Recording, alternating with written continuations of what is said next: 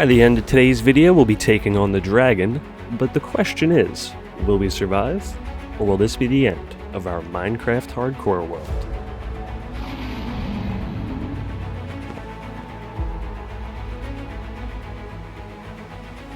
Before we get to that though, we have some catching up to do. Quite a lot's happened since the last video, so let's get started.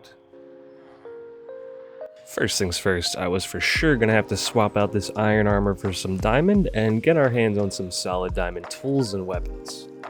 Unfortunately, our diamond reserve's looking a little dry, so I had to hit the mines. I actually had a banger of a trip down here. We didn't have any close calls at all, and I made out with a whopping 61 diamonds and a whole bunch of other goodies. Totally forgot to mention that before we came down here, I enchanted a Fortune 3 diamond pick. Gotta get the most out of our time down here, you already know. And right here we have the total haul. I don't remember what the enchanted book was, but it probably wasn't anything good considering I don't remember what it is. At this point I just started farming XP, working on enchanting that diamond gear. Considering we're also going to need mending, I wanted to get a simple villager operation started, so we made a breeder. First I set up a few rails so we could easily pull our villagers out of the system.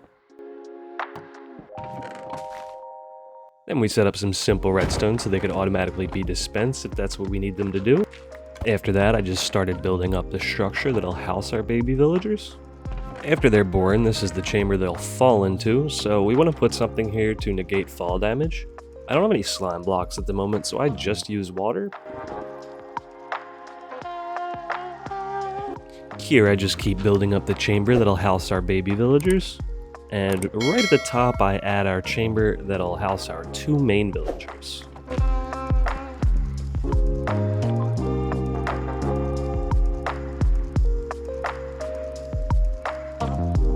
Right here at the very top, we're going to go ahead and add an automatic feeder. This is really just a dispenser with a redstone clock attached to it to make feeding the villagers a little simpler.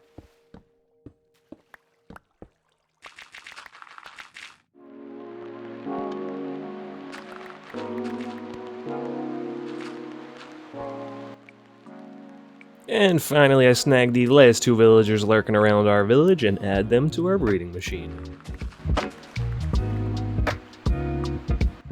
Once our village population started to grow, I put together a simple trading hall to store them in.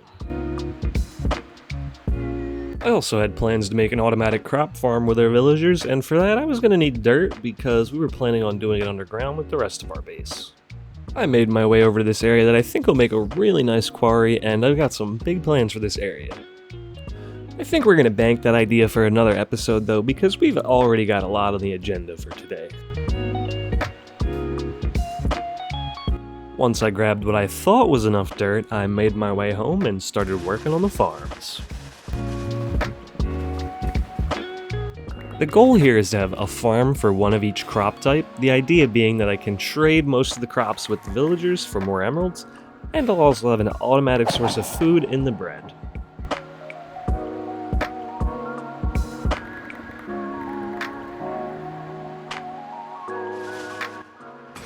I just got the beetroot farm done, and right here we have the start of our potato farm, but unfortunately I have only 1 potato to plant, so it's going to take some time to get this one going. Here I start getting to work clearing out the other side of farms. The idea is to have a 2-2 split, where I have 2 farms on one side and 2 farms on the other.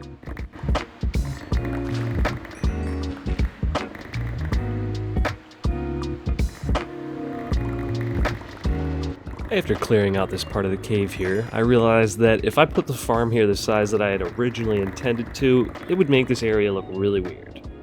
I decided instead I'd make this farm fit with the shape of the cave, and here we'd put wheat, so we'd only take a hit in efficiency on food and not in trading supplies.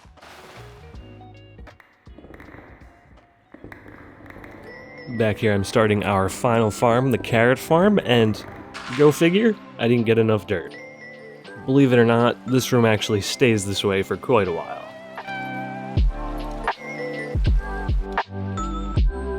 After slapping down what dirt I had left, I noticed it was nighttime and wanted to sleep. Climbed our ladder to head to our bed, and the biggest horde of zombies I'd ever seen was surrounding our villager breeders. Thank goodness no one got hurt, but man, this was scary. Instead of even bothering with fighting these guys, I just decided to lead them all away from home so I could sleep and watch them burn in the morning. The next day I went exploring. I don't specifically remember why though, but I found an outpost. Inside the chest was the single coolest item in all of Minecraft, hands down.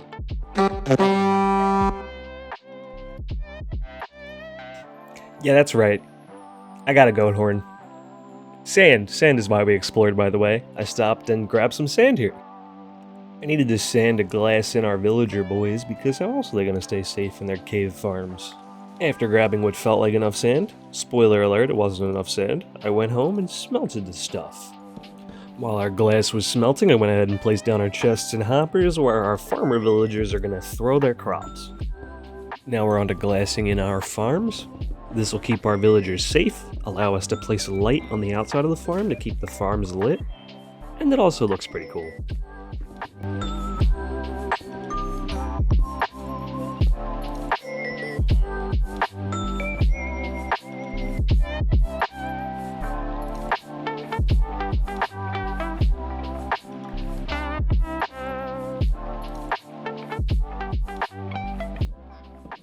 I also slapped down some upside down wood slabs to act as floors down here.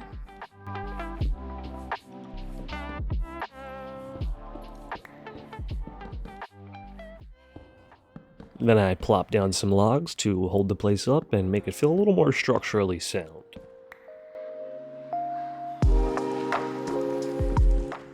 I swapped out a lot of the torches for the lanterns to make the place look a little better, and added some fences to make it a little harder for us to fall off the edges. Lastly, I put in a little garden, and I gotta say this place right here, definitely my favorite spot in the entire build.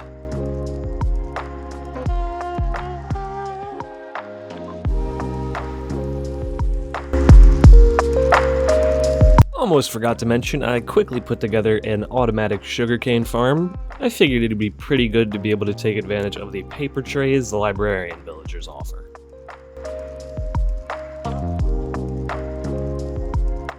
Overall, I gotta say, I am really happy with the transformation that this place has gone under. I think we might have overused oak wood a little bit, but that's definitely something I can change in the future, and considering we started with a vanilla ravine, I'm really happy with where it's at.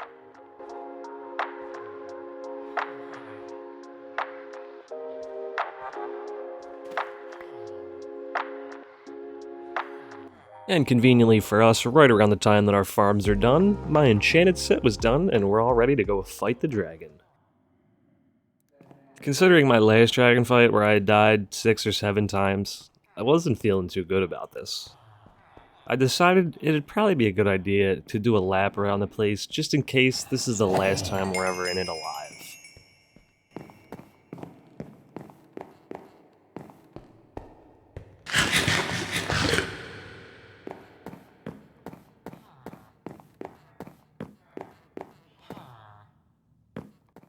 Said goodbye to the villagers in the trading hall, came downstairs, said goodbye to our farmers, snagged a little bit of food too, because that stuff comes in handy. And then I sat down in the garden and just contemplated and enjoyed what we had built here for a little bit.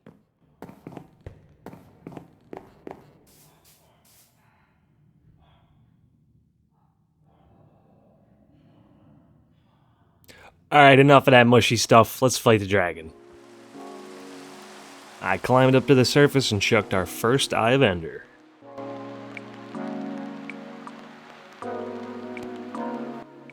Not long into the trip, 10 or 15 minutes maybe, I found one of the most insane pieces of terrain I have ever seen in Minecraft. I definitely want to do something with this at some point, but I'm not sure what. If you guys have any ideas, drop them in the comments below. Fortunately for us, our stronghold is actually really close to this piece of terrain. You can actually see it in the background there as I'm digging down to the stronghold. Here we take our very first steps into the stronghold, and I found a dungeon here with no spawner. I've never seen that before. And right next door to that dungeon with no spawner was a hallway directly to the portal.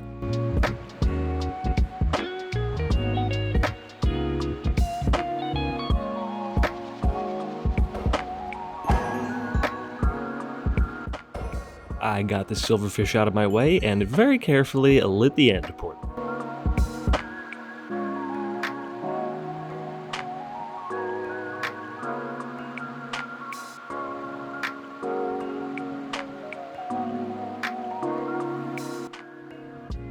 Now I wasn't ready to jump into the end portal just yet. Maybe I was stalling, but I felt like I needed a couple extra blocks, so I went and grabbed some.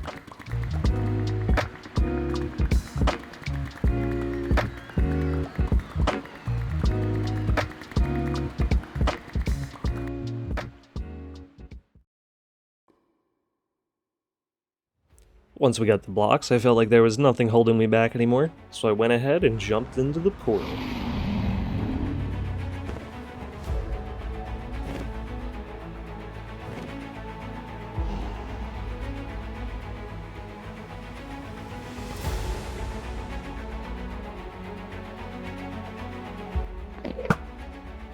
First things first, we targeted the end crystals. After a few missed shots, I was able to take down the first one I targeted, and pretty much instantly took down the second one.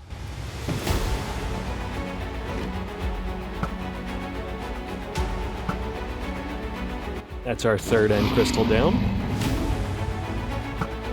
And there goes number 4. At this point, the Ender Bros start coming in. I'm sure I was accidentally looking at them. This entire fight was actually so incredibly nerve-wracking. I actually had my microphone enabled the whole time, thinking I'd do live commentary. Ended up entirely forgetting about that, and just completely focusing on the fight.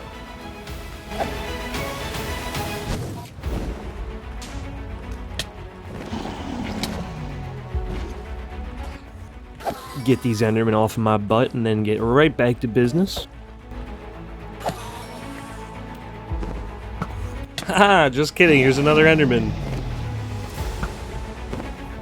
First time the dragon yeets us? It's not too bad, it's not too high. Once again, get the Ender Broskies off me. Then we sniped another crystal. I kind of lost count at this point, I don't know how many we have. Enderman again! This time we get yeeted by the dragon while the Enderman is aggroed on us. This could have been a recipe for disaster, but I'm just a god with these buckets. I think we hit that one right there?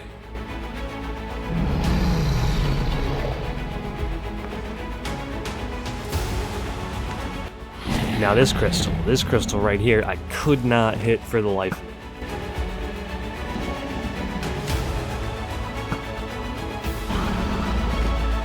At this point, I want to pillar up so we can go for the end crystals surrounded by iron bars. But in my survival world, that's how the dragon yeeted me into the void.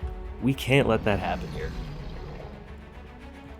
Fortunately for us, we were able to take this one down with no problem. You can actually see my hand shaking here with my mouse movement if you look closely. This was the most nerve-wracking point in the entire fight. At this point, we're waiting for another opportunity to pillar up. Ideally when the dragon isn't near me, so we don't give him a chance to yeet me off.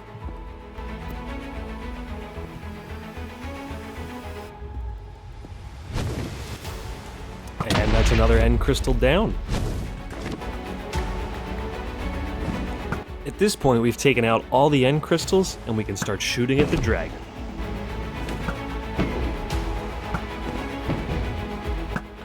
Just kidding. Remember that one earlier that we couldn't hit? Yeah, we really couldn't hit that one. I tried to pillar up here to get a better angle on the crystal. I don't know what I was thinking. This absolutely could have costed me my life. After realizing my mistake, I decided I was just going to climb this tower using water buckets and break it the way I did the end crystals with the iron bars surrounding them.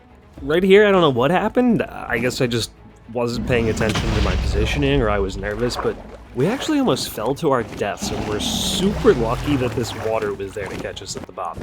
At this point, it's me and the dragon, no end crystals. And also a couple ender bros, but we'll take care of them. I decided it was probably a better idea to play it safe and stick to using my bow at range. I didn't want the dragon to yeet me a mile into the air just to die to fall damage after getting so close to beating. After getting yeeted a couple more times and slaying a few more ender bros, we had the dragon down to half of its health.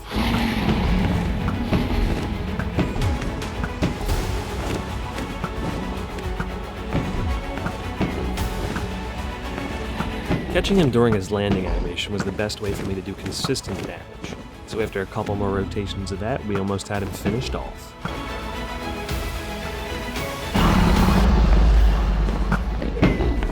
At this point, all I need is one more shot. It looks like the dragon hired this Enderman as a bodyguard. He was trying to block my shot, but I jumped over him and sniped the dragon right out of the sky.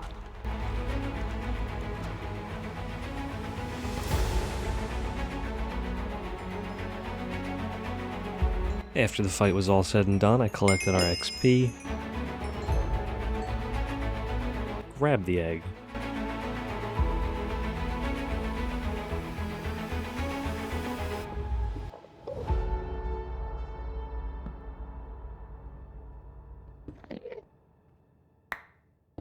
and jumped back through the portal. Thank you guys so much for watching. Check out one of the videos on screen now if you like this kind of content, and hopefully I see you in a future video.